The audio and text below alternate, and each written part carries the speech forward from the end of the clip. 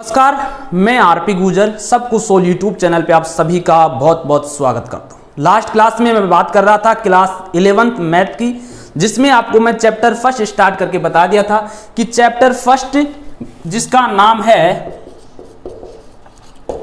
Sets या sets theory, sets के बारे में हम चर्चा कर लिए थे और आपको बता दिया था कि पूरे चैप्टर में हम क्या क्या पढ़ने वाले हैं।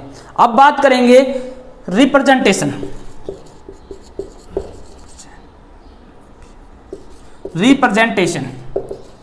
ऑफ सेट, यानी समुच्चय का निरूपण की बात करेंगे। उसके बाद में इसी लेक्चर में मैं आपको प्रश्नावली 1.1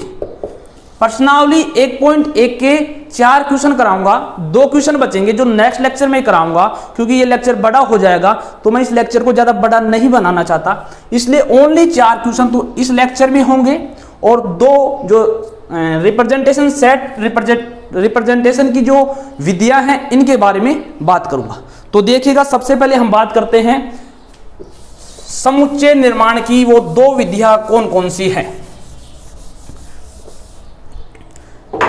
इससे पहले मैं आप सभी से एक रिक्वेस्ट करूंगा कि अभी तक आप सबको सोल यूट्यूब चैनल को सब्सक्राइब नहीं किया, ये हमारे यूट्यूब चैनल का नेम है, इसे सब्सक्राइब करिएगा, बेल आइकन को ऑन करिएगा, जिससे आने वाले हर वीडियो की नोटिफिकेशन सबसे पहले आप तक पहुंच सके। और अगर आप हमसे इंस्टा पे कनेक्ट होना चाहते हो तो इंस्टाग्राम का नेम है IMRP गुजर।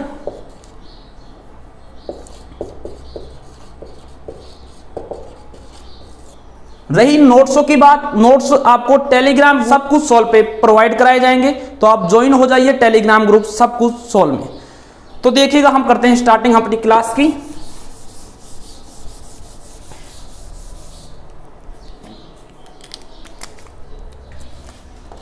समुच्चय निर्माण या संस्रूपण, निरूपण भी बोल सकते हैं आप, और इंग्लिश में हम बोलेंगे रिप्रेजेंटेशन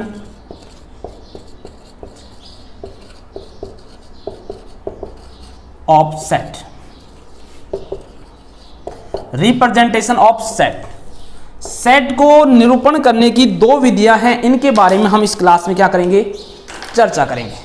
तो देखिएगा, पहली विधि का नाम है हमारे पास, पहली विधि है रोस्टर फॉर्म, रोस्टर रूप, और दूसरी विधि का नाम है समुच्चय निर्माण विधि, समुच्चय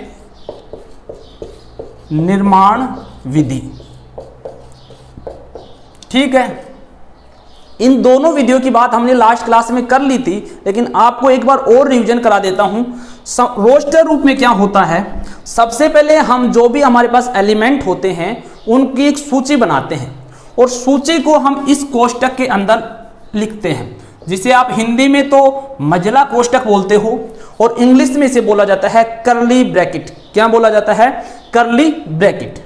इस पूरे जो कोष्टक को है या समुच्चय को कैपिटल लेटर से रिप्रेजेंट करते हैं, लास्ट क्लास में मैंने बता दिया था, और इसमें जो एलिमेंट आएंगे उनको हम स्मॉल लेटर से रिप्रेजेंट करते हैं। लास्ट क्लास में मैंने एक बात नहीं बताई थी इसके बारे में, वो बात ये है कि रोस्टर फॉर्म में जो एलिमेंट होते हैं इनका रिपीटेशन नहीं होता है, यानी किसी भी एलिमेंट को हम 2 बार नहीं लिख सकते हैं, केवल 1 बार ही लिखेंगे। जैसे एग्जाम्पल के तौर पर हम देखें, स्कूल, स्कूल में जो ओ है इसकी 2 बार रिपीटेशन हो रही है, तो इसका अगर हम रोस्टर फॉर्म बनाएं तो आएगा SCHOL, यानी जो ओ है इसे हम सिंगल बार लिखेंगे, इसका रिपीटेशन नहीं करेंगे। रोस्टर फॉर्म का ये क्या होता है, नियम होता है। इनको बोलते हैं अर्धविराम। इनके मध्य को, इन जो वर्ड्स हैं इनको अलग करने के लिए, जो अल्फाबेट हैं इनको अलग करने के लिए हम अर्धविराम चिन्ह का क्या करते हैं, उपयोग करते हैं। ये तो थी रोस्टर फॉर्म की बात। रोस्टर फॉर्म का मैंने एग्जांपल भी लास्ट क्लास में बताया था कि 10 से कम विषम प्राकृत संख्या, विषम प्राकृत संख्या का रोस्टर रूप, रोस्टर रूप। तो इसमें हम क्या किए था, यहां पे देखना 1 3 5 7 9, ये हमने एग्जाम्पल के तौर पे बताया था। अब बात करते हैं समुच्चय निर्माण विधि। समुच्चय निर्माण में जो भी एलिमेंट आएंगे, इसका नियम है, एक बार देखना,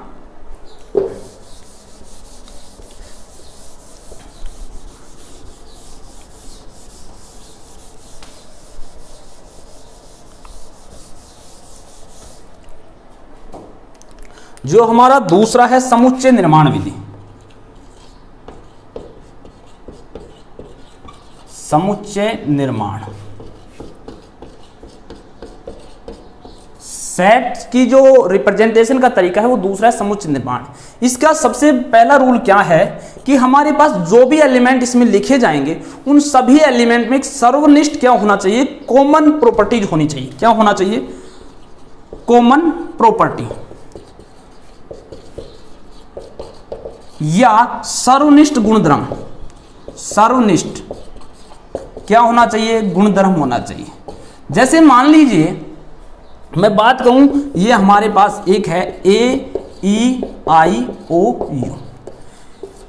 ये इनमें सब में क्या प्रॉपर्टी है, जो कॉमन प्रॉपर्टी है वो है कि ये स्वर है, सभी अंग्रेजी वर्णमाला के क्या हैं, वोवल्स हैं, ये इनकी मेन प्रॉपर्टी है। इसी प्रकार किसी में भी जो हम लेंगे उनमें एक सर्वनिष्ठ क्या होना चाहिए, गुणधर्म होना चाहिए। लेकिन ये तो क्या है, रोस्टर फॉर्म। अगर इन्हीं को हम किस में लिखना चाहिए, समुच्चय निर्माण में लिखें तो किस प्रकार लिखेंगे वो देखिएगा। समुच्चय निर्माण लिखेंगे, मान लीजिए हम इसको x से रिप्रेजेंट करते हैं, इन टोटल एलिमेंट को किससे रिप्रेजेंट कर लें, x को। और फिर हमें बताना होगा इस साइन को, मैंने कल की जो क्लास थी लास्ट क्लास उसमें बताया था कि इस साइन को हिंदी में तो बोलते हैं इसी प्रकार, हिंदी में क्या बोलते हैं इस साइन को, इसी प्रकार, और इंग्लिश में हम इस साइन को क्या बोलते हैं, सच दैट। तो ये छोटी छोटी बातें आपको क्या होनी चाहिए, ध्यान होनी चाहिए। जैसे हमने लिख दिया x क्या है, x अंग्रेजी वर्णमाला का स्वर के स्वर, ये हमने बता दिया x को, और ये ही हमारा समुच्चय निर्माण रूप आ गया। यानी जो x हमारा रिप्रेजेंटेशन में x का जो रोस्टर फॉर्म था, इसको हमने समुच्चय निर्माण में लिख दिया। तो ये तो था दो रिप्रेजेंटेशन के तरीके। अब हम चलते हैं प्रश्नावली 1.1 में, और क्वेश्चनों के हम देंगे आंसर। तो आप बने रहिए हमारे साथ, देखिएगा।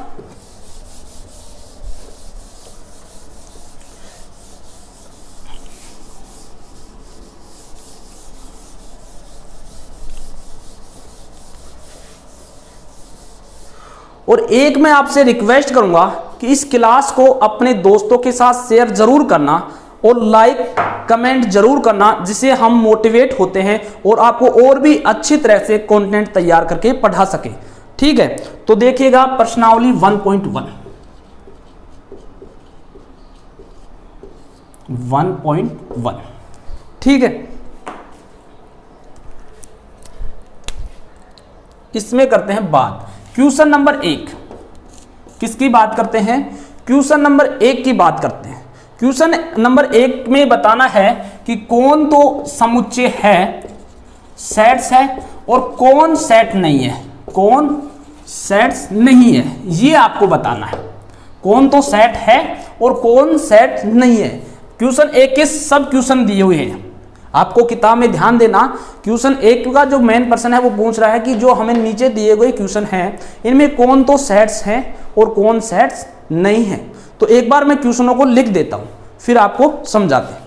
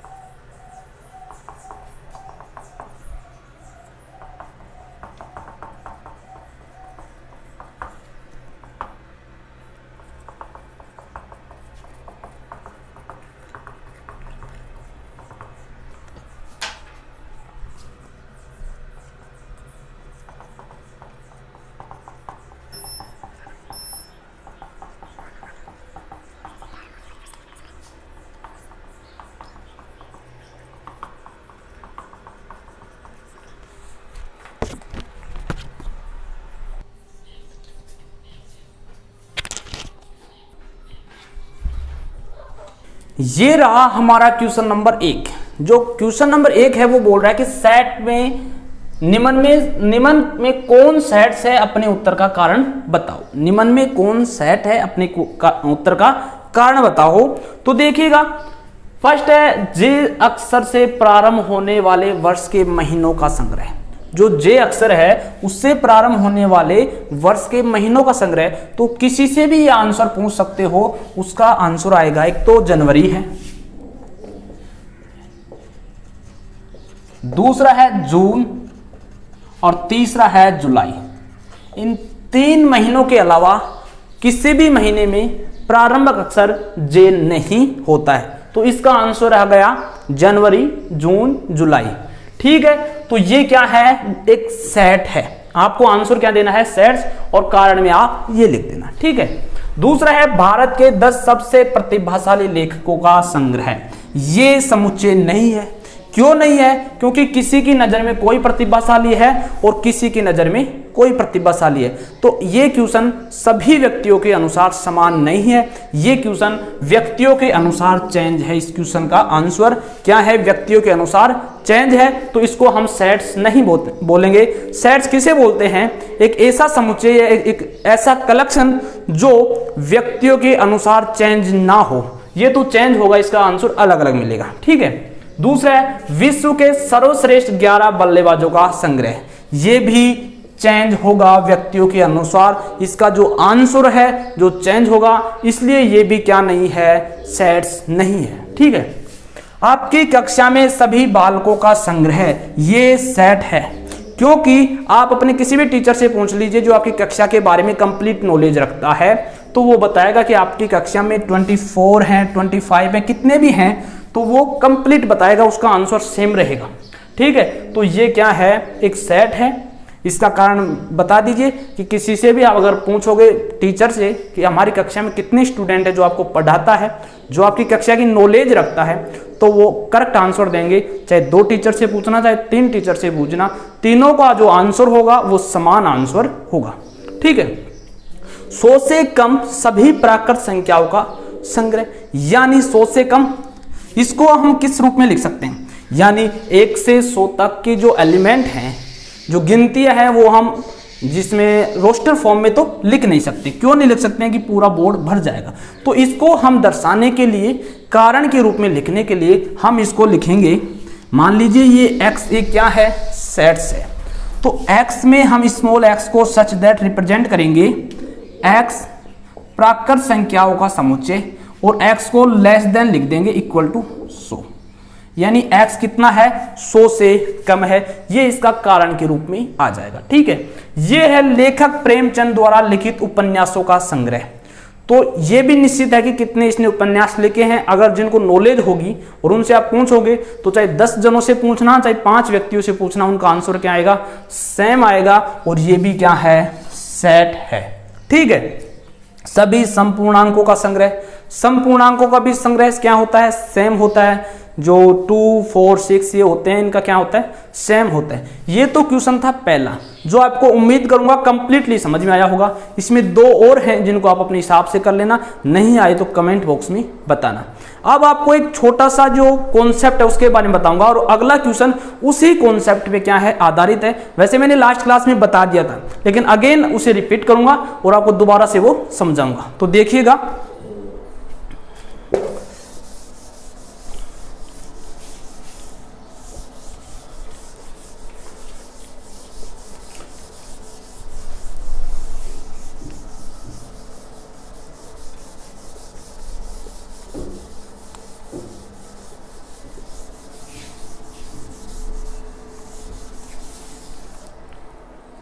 वो क्वेश्चन ये है, इसे हम बोलते हैं एप्सिलॉन। क्या बोलते हैं, जिसे बिलोंग भी बोलते हैं, एप्सिलॉन। ठीक है, ठीक है।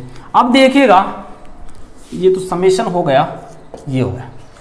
अब मान लीजिए हमारे पास एक सेट है, ये क्या है, सेट, जिसमें 1 2 3 4 एलिमेंट हैं। ये इसके क्या है, अवयव हैं।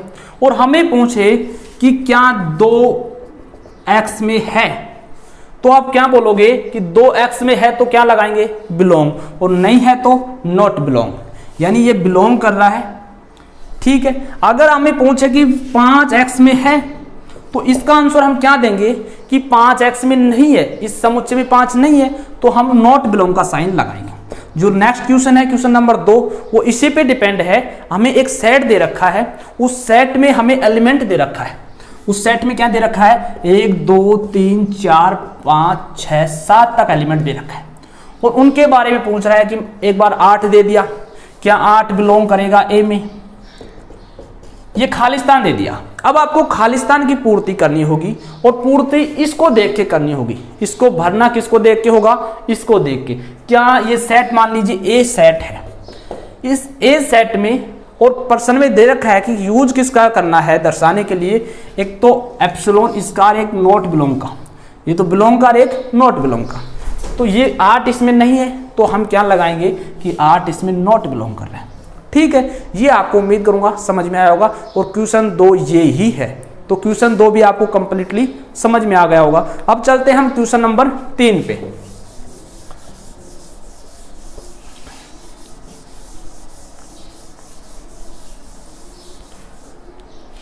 क्वेश्चन नंबर 3 क्या बोलता है, निम्नलिखित समुच्चयों का रोस्टर फॉर्म लिखिए। हमें समुच्चय दे रखा है कुछ, हमें क्या दे रखा है, कुछ समुच्चय दे रखा है, उनको मैं एक बार यहाँ पे लिख देता हूं, उसके बाद में आपको समझाता हूं। ठीक,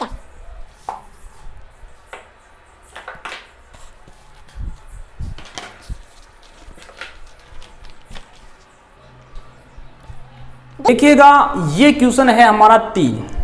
क्वेश्चन नंबर 3 क्या बोलता है कि निम्नलिखित सेट्स का रोस्टर फॉर्म लिखिए। जो हमें सेट्स दिए हुए हैं इनका हमें रोस्टर फॉर्म लिखना है। तो रोस्टर फॉर्म में हम क्या देखा है कि सबसे पहले तो मजला कोष्ठक या करली ब्रैकेट, इसके एलिमेंटों के मध्य अर्धविराम से अलग करना होगा, इस कंप्लीट को कैपिटल लेटर से रिप्रेजेंट करना होगा। ये हमने रोस्टर फॉर्म में पढ़े थे। तो देखिएगा ये हमारे पास कौन सा है, समुच्चय निर्माण फॉर्म है। रिप्रेजेंटेशन के 2 तरीके थे, एक तो रोस्टर फॉर्म था, एक समुच्चय निर्माण विधि। तो इसमें हम समुच्चय निर्माण को रोस्टर फॉर्म में चेंज कर रहे हैं। तो देखिएगा a इक्वल टू, यहां पे क्या बोल रहा है, x का मान, x एक क्या है, पूर्णांक है, x क्या है, पूर्णांक है और 3 से बड़ा, -3 से और 7 से छोटा। 3 से तो क्या है, बड़ा, इसे ग्रेटर देन बोलते हैं, इसे लेस देन बोलते हैं। ठीक है, तो यहां पे देखिएगा -3 से बड़ा 2, 1 0 1 2 3 4 5 6, ये हमारा रोस्टर फॉर्म हो गया।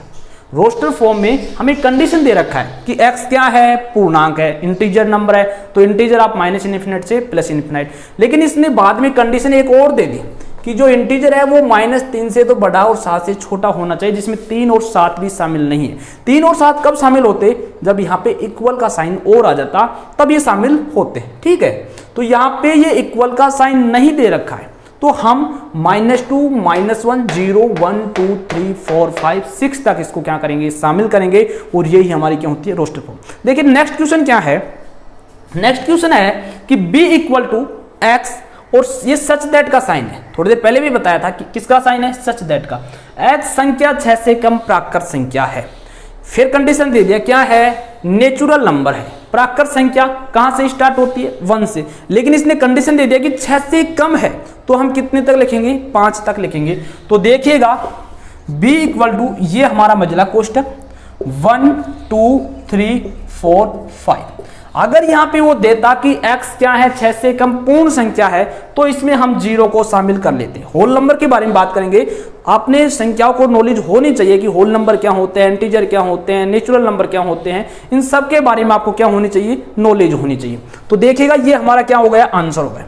नेक्स्ट है कि c क्या है, x 2 अंकों की ऐसी प्राकृत संख्या जिनके अंकों का योग कितना है, 8 है। अब आपको ये संख्या देखनी है कि x कोई भी संख्या है या कितनी भी संख्या है, वो संख्या होगी जिनके अंकों का योग कितना होगा, 8 होगा। तो देखिएगा c हमने लिख दिया, 2 अंकों की होनी चाहिए कि यानी स्टार्ट तो ये 10 से होगी, लेकिन 10 + 0 = 1 होता है। 11 = 11 + 1 2 होता है। कितना होता है, 2।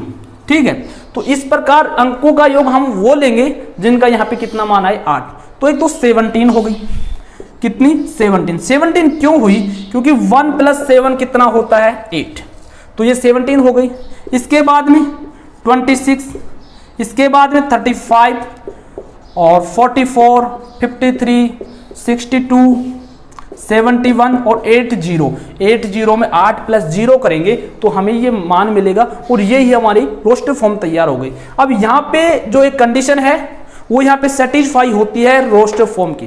रोस्टर फॉर्म में मैंने बताया था कि रोस्टर फॉर्म में किसी भी लेटर को रिपीट नहीं किया जाता है। यहाँ पे लेटर है टी, 2 बार रिपीट हो रहा है, लेकिन अगर हम रोस्टर फॉर्म लिखेंगे तो टी को 2 बार नहीं लिखेंगे, टी को कितनी बार लिखेंगे, सिंगल बार लिखेंगे। देखिएगा F equal to B E T और आर, टी को हमने 2 बार नहीं लिखा और ये ही हमारी क्या हो गई, रोस्टर फॉर्म हो गई। उम्मीद करूंगा क्वेश्चन नंबर 3 आपको समझ में आया होगा।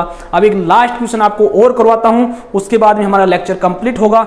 एक बार आपसे रिक्वेस्ट करूंगा कि वीडियो को लाइक जरूर करना, शेयर करना और चैनल को सबकुछ सोल को सब्सक्राइब नहीं किया प्लीज सब्सक्राइब जरूर करना। तो देखिएगा मैं एक बार क्वेश्चन नंबर 4 लिख देता हूं।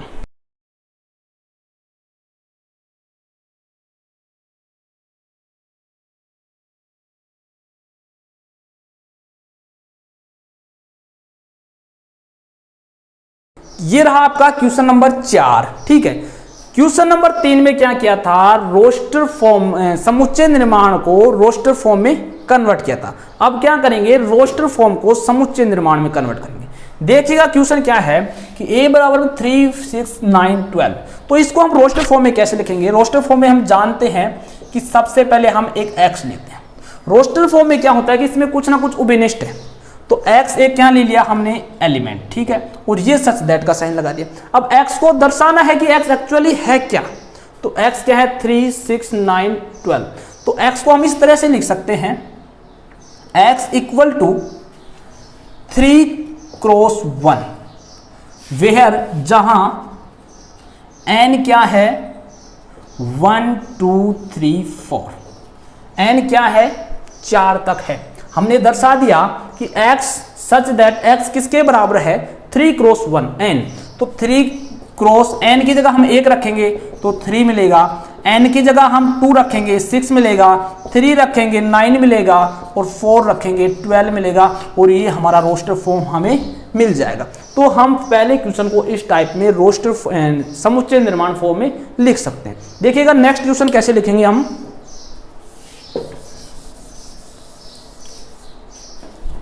नेक्स्ट क्वेश्चन है कि b बराबर 4, 6, 8, 9 4, 2, 4, 8, 16, 32।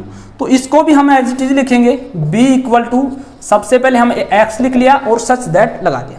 अब यहाँ पे देखिए 2 टू की पावर 1, 4 टू की पावर 2, 8 टू की पावर 3, 16 टू की पावर 4 और 32 टू की पावर 5।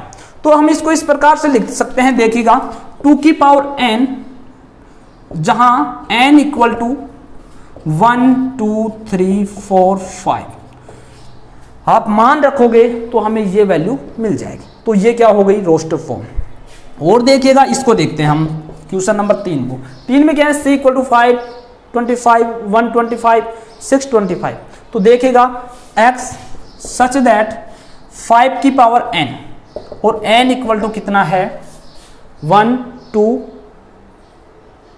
3, 4, 1, 2, 3, 4, ये n का मान हो गया। तो ये हमारे पास समुच्चय निर्माण फॉर्म आ रही है, ये हमारे पास रोस्टर फॉर्म है। इसको किस प्रकार लिखेंगे हम, 2 की पावर 1, 2 की पावर 2 ऐसे नहीं लिखेंगे।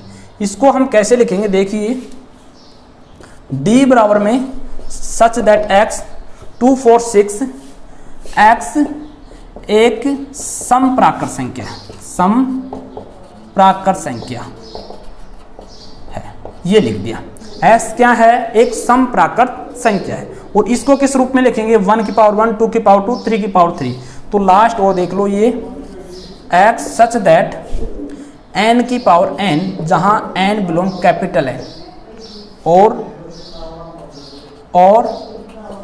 n less than equal to 100।